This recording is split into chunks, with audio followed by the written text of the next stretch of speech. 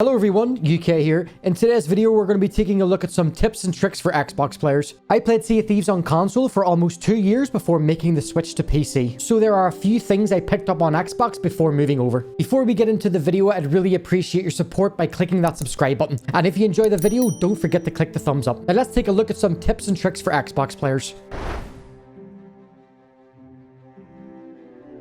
The first thing I'd like to show you is Xbox-only servers. Back in January 2020, Sea of Thieves introduced Xbox controller-only servers with the Legends of the Sea update. Anyone with a controller and the options selected will matchmake with other Sea of Thieves players using only a controller. From the main menu, press Y on controller to go into the game settings. Go down to matchmaking preferences and you'll see the options for prefer Xbox players with controller for adventure and arena. If you would like to play with controllers only, change this option to yes. The same applies to arena. Now let's go to launch into a server. Right before you set sail, on the right side of your screen, you'll see your session setup. Simply put, this is a brief overview of your server settings. Once you see prefer Xbox and controllers only yes, you can now set sail. When you load into a server for the next 30 seconds, you will see a message at the top left of your screen that says sailing the seas with Xbox players on controller only.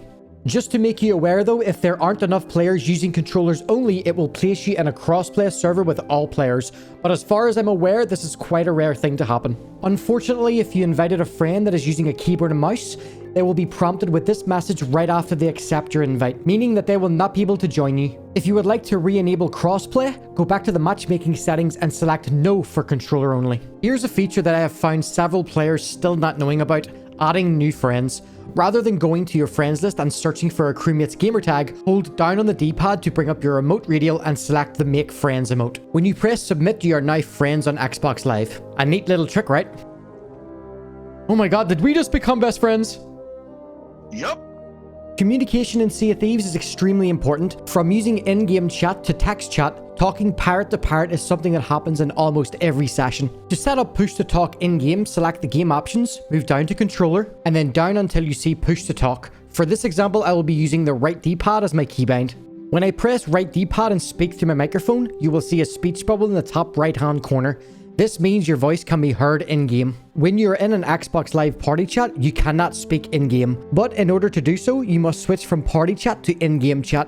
This can be done in the options section of the party chat. You can also switch to and from party chats very quickly by pressing the back or view button. Pressing once will switch you in-game, and pressing once more will put you back in the party chat. As you can see, I can now speak in-game with the speech bubble now visible. Jumping back into the party chat and pressing the back view button will switch your voice setting back to party chat. With setting push to talk as a keybind, we can also set other keybinds to our controllers. Left and right D-pad by default are free to use, so for this example, I'm going to select the plank as left D-pad and the bucket as right D-pad. As you can see, to take out a plank and bucket, normally we would press right bumper and use the right analog stick to select the item. Now, all we need to do is press left D-pad and right D-pad to bring the item out much faster. With voice communication out of the way, we can look at text chat communication. On Xbox, we can also set a keybind up on controller. Go to game options, controller, and go down to text chat. For this example, I will be setting right analog press or click for text chat. Now if I press the right analog stick, it will bring up the Xbox keyboard. In here, you can free type anything you'd like.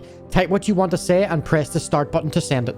The message will now appear in-game, meaning you can now communicate via text chat on a controller. And if text chat on controller isn't your thing, you can also plug a wired keyboard or a Bluetooth keyboard directly into your Xbox. You can pick up a cheap plug-and-play keyboard from the likes of Amazon for as little as £10 or $10. Just plug the cable or Bluetooth dongle in and you're good to go. If you're still using an Xbox One, One S or One X, you can purchase a solid-state drive to improve loading times for the game. You'll see significantly faster loading times on loading into a server, using mermaids, and respawning back to your ship from the Ferry of the Damned.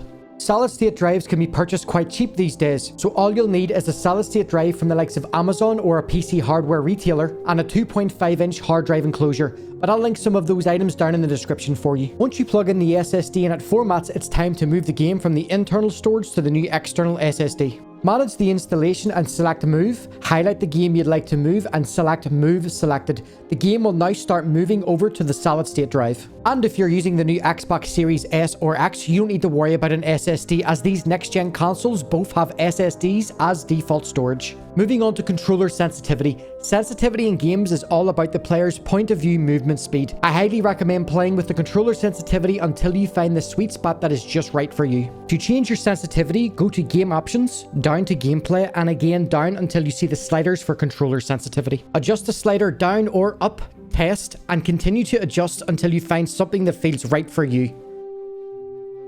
And now I'll look at ADS sensitivity.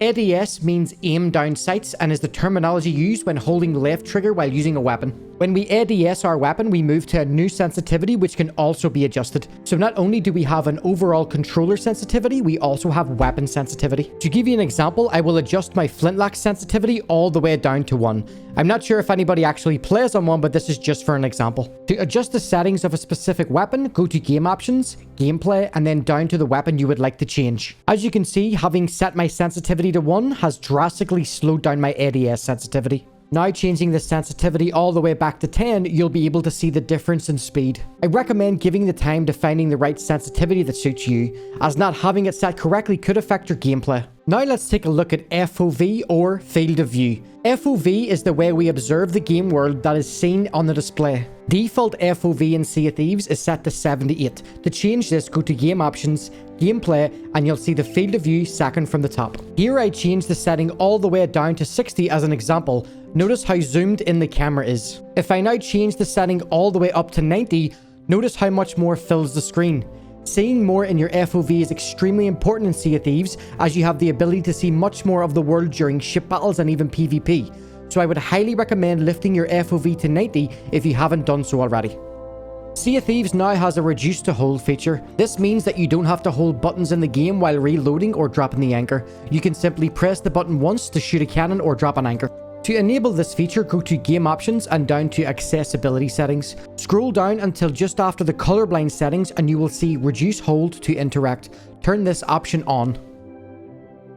I've seen so many pirates recording their TV, phone screen, and even taking pictures of their TV to share something. Capturing moments in Sea of Thieves are very important to a lot of players. Whether you want to take that perfect image for #SOTshot, or even to record a clip of you harpooning a rowboat into the tavern. To capture an image or video on Xbox, press the large Xbox logo button at the top of your controller or on the top left side on your adaptive controller. And if you're using keyboard and mouse, you can press the Windows key. As you can see, it is Y to capture a screenshot or X to record a video.